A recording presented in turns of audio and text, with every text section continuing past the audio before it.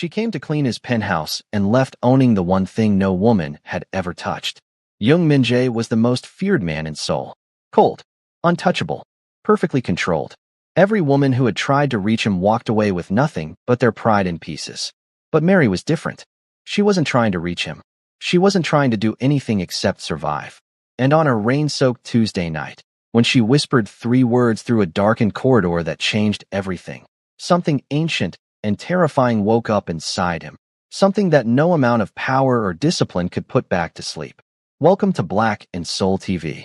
Please like, share, and subscribe. The penthouse on the 42nd floor of the Miri Tower was not a home. It was a statement. Floor-to-ceiling windows that looked down on Seoul like a throne room looks down on its subjects. Marble cold enough to draw the heat from bare feet.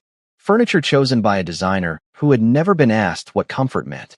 Young Min-jae lived there alone, and he preferred it that way. He was 34 years old.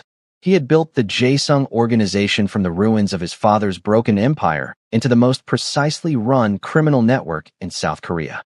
He had survived 3 assassination attempts, 2 government investigations, and 1 war with the Russian syndicate that had left 6 men dead and 0 evidence pointing back to him. He was feared in boardrooms and back alleys equally, respected the way people respect a loaded gun, from a careful distance. But there was one thing young Min-jae could not do, one thing that had quietly become the source of whispered speculation among his inner circle. No woman moved him, not in the way that mattered. Beautiful women had been placed in his path deliberately, strategically, hopefully, by allies who wanted leverage, by enemies who wanted weakness. None of them had ever found what they were looking for. Min-jae would look at them the way he looked at everything else in his life, with cold assessment, with complete detachment, and they would eventually stop trying. His doctor had tested everything and found nothing wrong. His closest advisor, Park Sung-ho, had quietly suggested therapy. Min-jae had looked at him with such quiet menace that Sung-ho never raised the subject again. Whatever the problem was, it lived somewhere beyond medicine, somewhere beyond logic. Min-jae had accepted it the way he accepted all inconvenient truths. He locked it away. He moved on. He ran his empire. That was his life. Until the Tuesday that Mary arrived. The housekeeping agency sent a new girl because the previous one had quit without explanation. Nobody explained why. The previous one had made the mistake of trying to linger near Min-jae's study, of smiling too often, of existing in his space with too much intention. He had called the agency and requested a replacement with 2 words. Start over. And so they sent Mary. She arrived at 7 in the morning with a black uniform, a caddy of cleaning supplies, and absolutely 0 interest in impressing anyone. She was curvy and unhurried, with deep brown skin and natural hair pinned under a modest wrap. She moved through the penthouse the way water moves through a landscape, without apology, without performance. She cleaned because that was the job and she needed the money, and that was the entire equation as far as she was concerned. Min-jae was in a meeting in his home office when she arrived. He did not acknowledge her. She did not expect him to. She started with the kitchen, worked her way through the living space, and had finished the main corridor by the time his meeting ended and he stepped out. He almost walked past her. She was on her knees scrubbing the baseboard near the hallway entrance, earbuds in, lips moving slightly to whatever she was listening to. He stopped, not because of beauty, though she was beautiful, not because of intention, because she had none directed at him. He stopped because in 4 years of living in that penthouse, no one had ever cleaned that particular baseboard. He looked at it. Then he looked at her. She did not look up. He walked away. But something followed him into the kitchen that had never followed him before. A feeling he could not immediately name. The next morning she returned. And the morning after that. By the end of the first week, Min-jae had noticed 3 things about Mary that he could not explain noticing. First, she always started with the spaces most people ignored. Corners, baseboards, the undersides of shelves. Second, she never touched anything on his desk, not to move it, not to dust around it, never. Third, she hummed when she thought she was alone. A low, rich, unhurried sound that moved through the penthouse like something warm. He told himself he was merely observant. Observation was survival. It meant nothing. But on Friday morning, he came out of his bedroom earlier than usual and found her standing at the floor-to-ceiling windows, her cleaning cloth forgotten in her hand, looking out at Seoul the way he sometimes looked at it himself, like she was trying to figure out what it owed her, like the answer kept changing. He stood in the doorway and watched her for 11 seconds. He counted. She did not know he was there. Then she exhaled, picked up her cloth, and went back to work. He returned to his room and sat on the edge of his bed for a long moment, doing absolutely nothing, which was something Young Min-jae almost never did. A few days later, his inner circle gathered in the penthouse for a strategy meeting. 6 men around his dining table, suits and silence, and the low hum of encrypted phones. Mary was cleaning the adjacent room. One of the men, Oh Kyung-soo, younger and too comfortable in his own attractiveness, got up to refill his water. He passed through the doorway and found Mary. He stopped. He smiled. He said something low and close that made her shoulders tighten. Min-jae, from across the room, saw her shoulders tighten. He was across the table and in that doorway before he had consciously decided to move. He looked at Oh Kyung-soo with the particular stillness that everyone in the Jaesung organization had learned to fear.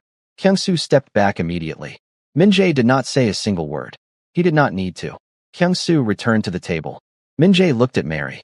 She was looking at him with something cautious and unreadable in her expression. He said simply, "Finish the East Corridor first." Then he returned to his seat. Sung-ho caught his eye across the table. Min-jae looked through him.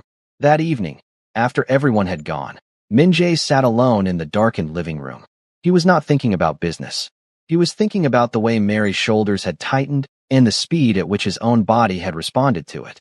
The proprietary fury that had moved through him like electricity. He had felt things tonight that he had not felt in years.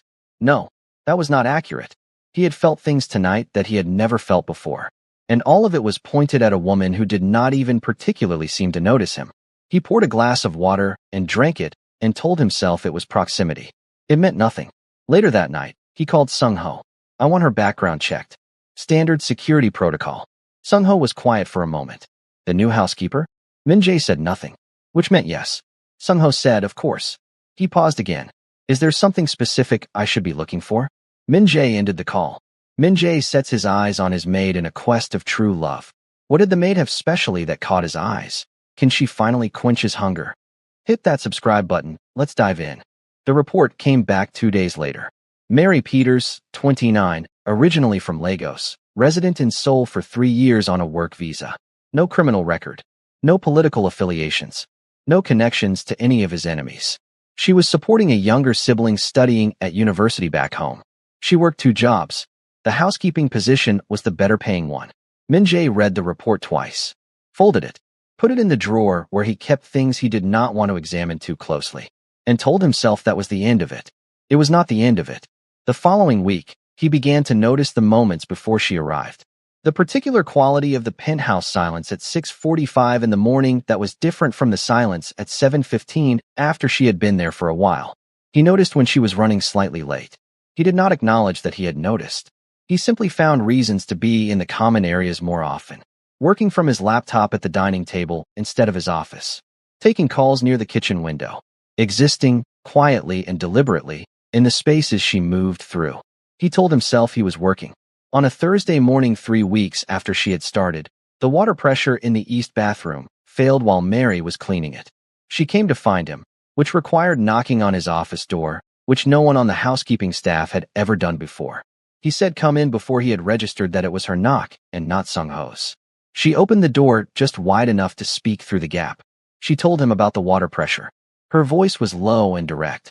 She was not performing discomfort or performing comfort. She was simply reporting a situation. He looked at her over the top of his glasses, which he only wore when reading documents, and which he suddenly felt exposed wearing. He said he would have maintenance up within the hour. She nodded and closed the door. He sat very still for a moment. Then he took off the glasses. Then he put them back on because he still had documents to read. But the words kept moving on the page. That evening he told Sung-ho to have the east bathroom upgraded entirely. New fixtures. Better ventilation. Sung-ho made a note and said nothing about the fact that the east bathroom was the one the housekeeping staff used. A few days later, the tension in his life reached its usual boiling point in an entirely different direction. A rival faction, remnants of the CO network, had been making quiet moves against 2 of his legitimate business fronts. Nothing provable, nothing loud, just the particular kind of pressure that only people who wanted to destroy something applied. Min-jae spent 48 hours in near-continuous meetings, calls, and quiet negotiations that sounded like conversations and functioned like warfare. He did not sleep properly. He ate standing up at his kitchen counter at 2 in the morning when no one was there to see it. Mary arrived on Friday morning and found him still in his clothes from the night before, standing at the window with cold coffee.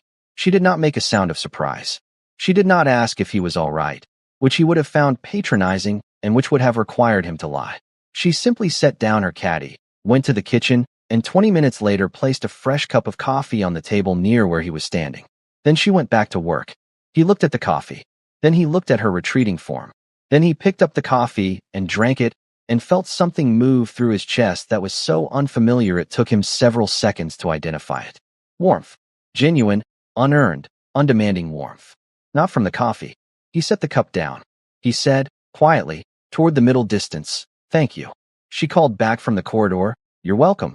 The same way someone says it when they mean it and don't need anything back. He stood there a moment longer. Then he went to change his clothes because he suddenly cared that he was still wearing yesterday's. The confrontation with the CO faction escalated the following week. One of Min Jae's men was followed. A message was left at one of his restaurant fronts. Not a note. A photograph of the restaurant, taken from close range. The message was clear. "We are watching. We can reach you anywhere." Min Jae handled it with the same glacial precision he handled everything. He identified the photographer within 6 hours. He had the CO network's primary funding source cut off within 24. He made no loud moves and left no fingerprints. But the tension in the penthouse thickened like weather before a storm. More men cycled through. More meetings. More silence of the particular kind that meant violence was being quietly calculated in the next room. Mary came on her scheduled days and cleaned around it all. She had a gift, Min Jae noticed, for being present without being an intrusion. For occupying space without demanding acknowledgement of the space she occupied. He found it remarkable. He found himself watching the door at 6:45 every morning. On a Wednesday afternoon, she was cleaning the hallway near his office when one of his men, Baek Hyun, came through the front door fast and loud, speaking urgently into his phone and not watching where he was going. He walked directly into Mary, who was on a stepladder cleaning the upper shelves. The ladder rocked. She grabbed the shelf. The caddy fell. Bottles and cloths scattered across the marble floor. Min Jae was out of his office before Baek Hyun had finished apologizing. He looked at Mary first, checking, before he looked at anything else. She was down from the ladder and unhurt, crouching to collect her supplies, telling Baek it was fine. It was an accident. Please stop apologizing. Min Jae looked at Baek with a quality of stillness that made the younger man straighten and go pale. Then he crouched down himself and began collecting the scattered bottles from the floor. Mary looked at him.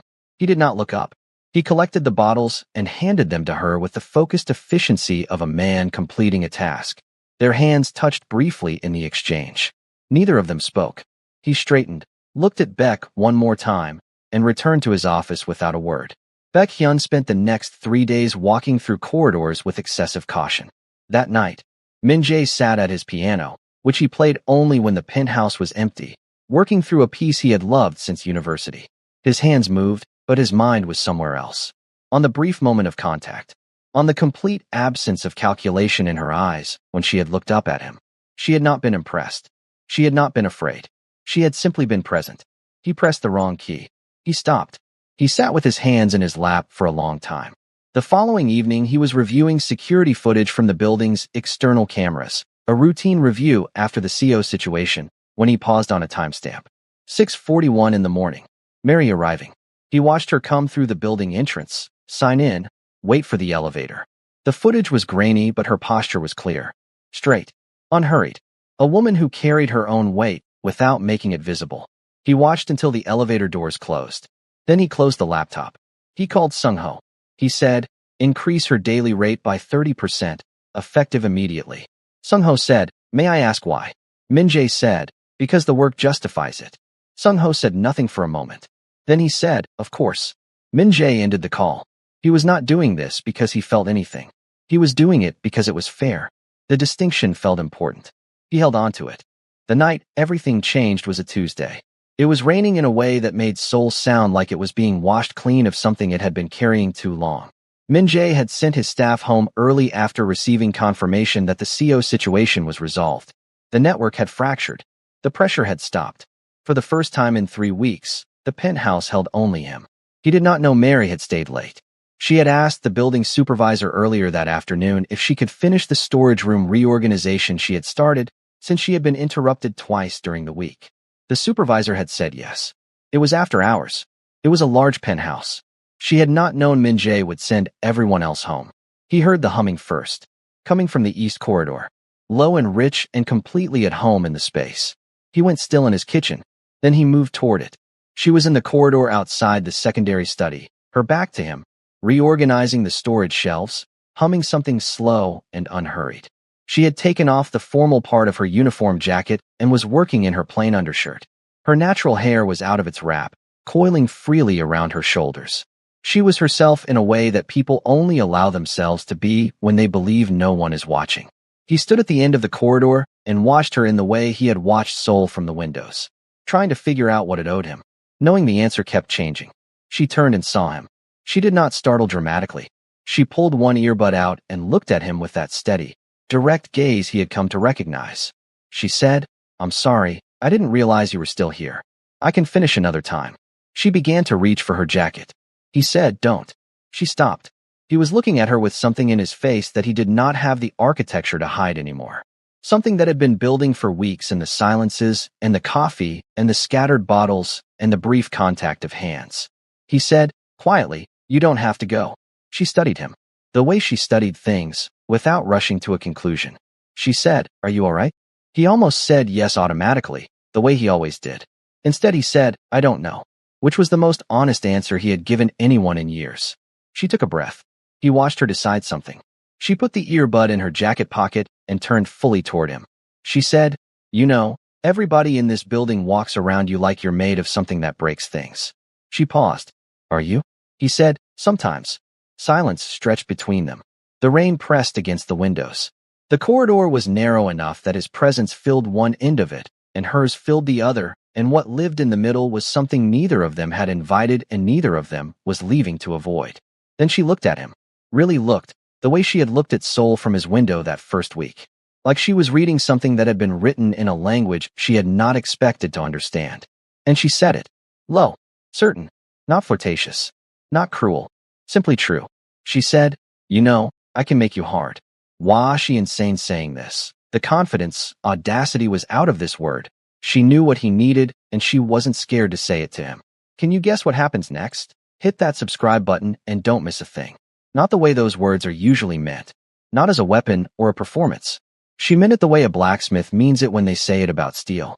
I can make you hard. I can put enough heat and pressure on the thing inside you that has gone soft from loneliness and cold from control, and I can make it into something that holds. Something that does not bend. Something that does not break. He understood her. He understood her completely and immediately, which was the most terrifying thing that had ever happened to him. He did not move for a long moment. Then he said, "You don't know what you're saying." She said, "I know exactly what I'm saying. The difference between you and every other man in this building is that they're hard on the outside and there's nothing inside." She looked at him steadily. "You're the opposite." His jaw tightened. He said, "You should leave." She said, "You told me not to go 2 minutes ago." He said, "I changed my mind." She said, "No, you didn't." He closed the distance between them in 3 steps.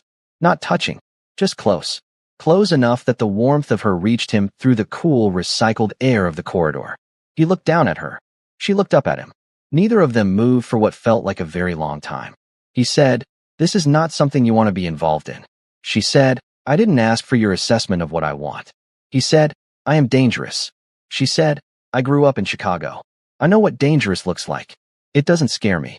Something cracked open in his chest. Very quietly. Like a fault line that has been building for years, finally releasing exactly 1 millimeter of pressure. He stepped back. He said, "Go home, Mary." It was not a dismissal.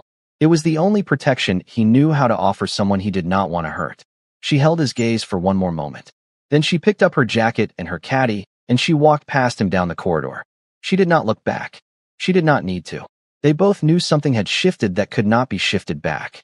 He stood in the corridor alone for a long time after she left. The rain continued. Seoul continued.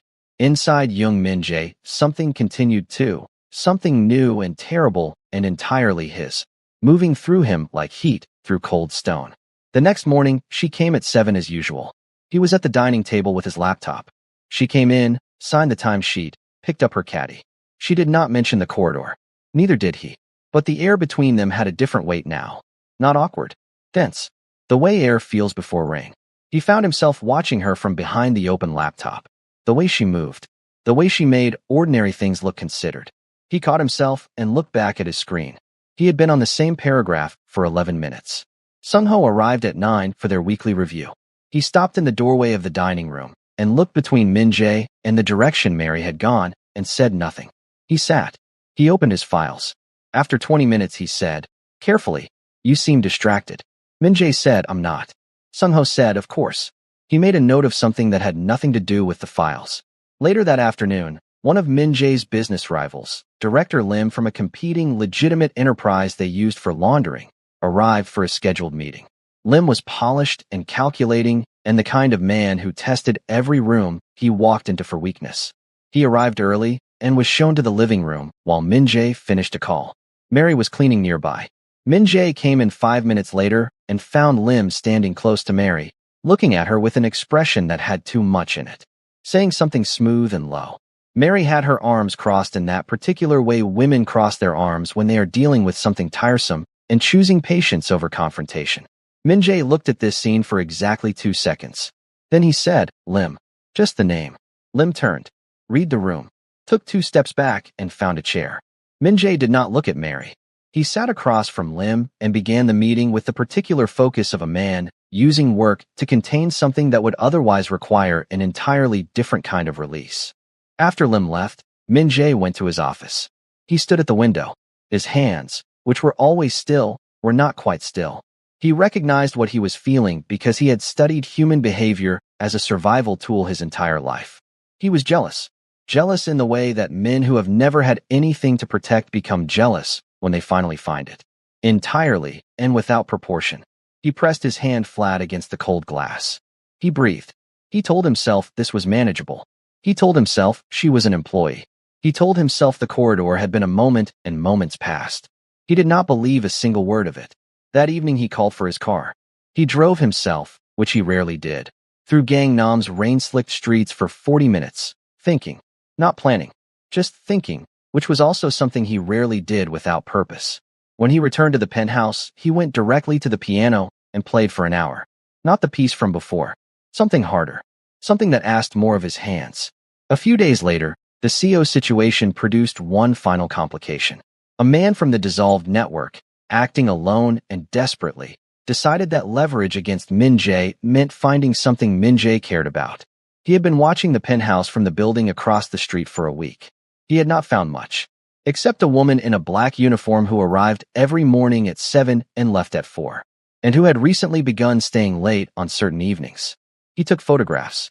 He made inquiries. He made a mistake. Sung-ho came to Min-jae at 7 in the morning with a folder. He set it on the table. He said, "We have a situation." Min-jae opened the folder. Photographs of Mary coming and going. Her address. Her schedule. A note that had been left at the building's supervisor's station the night before. The note said, "The maid is interesting." Min-jae closed the folder. He was very still. Then he said, "Find him." Sung-ho said, "We already have." Min-jae said, "Move her." Sung-ho said, "She hasn't been told yet." Min-jae said, "I'll tell her." When Mary arrived at 7, he was waiting in the living room. She took one look at his face and set down her caddy without being asked. He told her what had happened, plainly, without excessive detail. She listened without interrupting. When he finished, she said, "How long has someone been watching me?" He said, "We believe 1 week." She said, "And you found out this morning?" He said, "Yes." She said, "And you're telling me yourself instead of sending someone else?" He said nothing. She looked at him for a moment.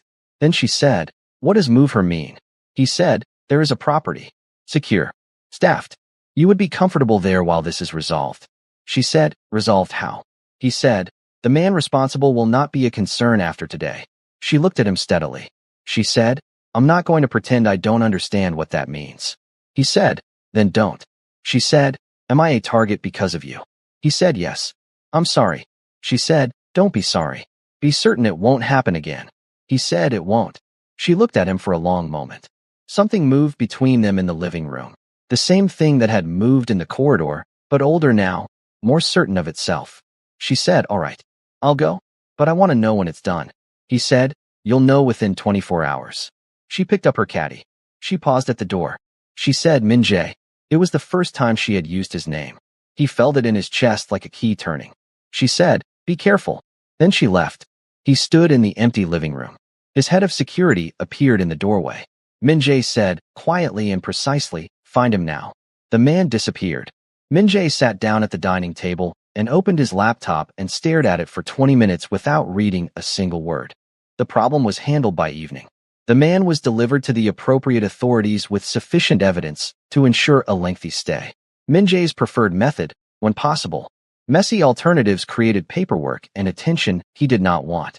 He sent Mary a message through Sungho. It said simply, it's done. You can return tomorrow if you choose. Her reply came back in minutes. It said, I'll be there at 7. She was different in a way that was not dramatic, but was entirely real. She moved through the penthouse that morning with the awareness of a woman who now knew what the space actually was. Not just a penthouse to be cleaned.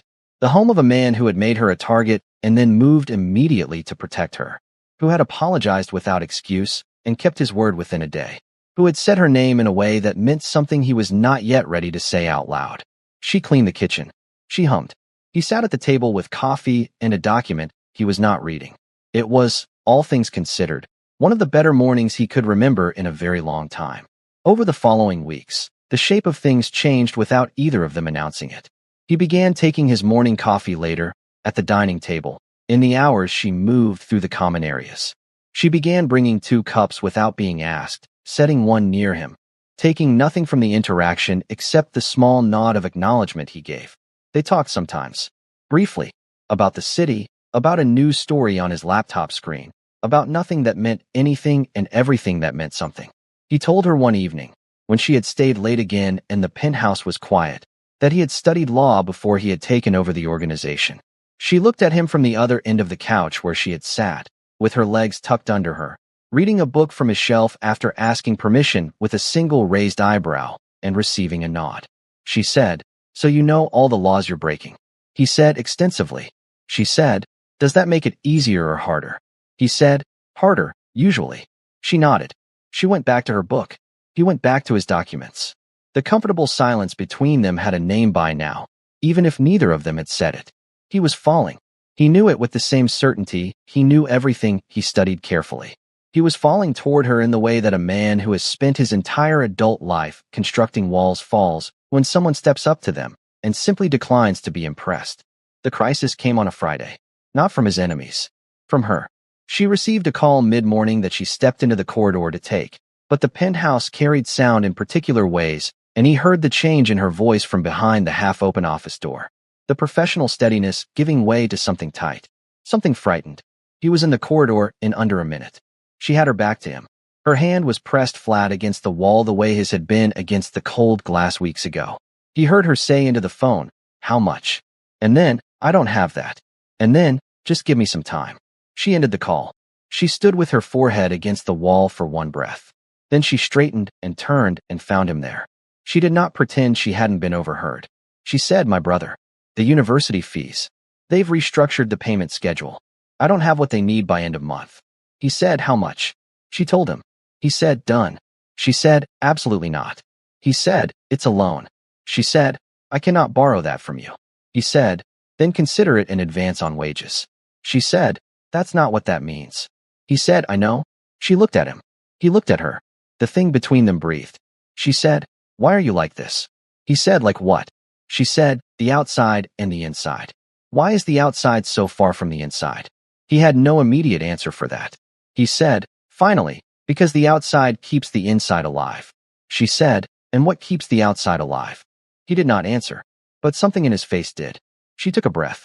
She said, I'll pay you back. Stay tuned for part 2. Don't forget to like, share, and subscribe if you are enjoying the story.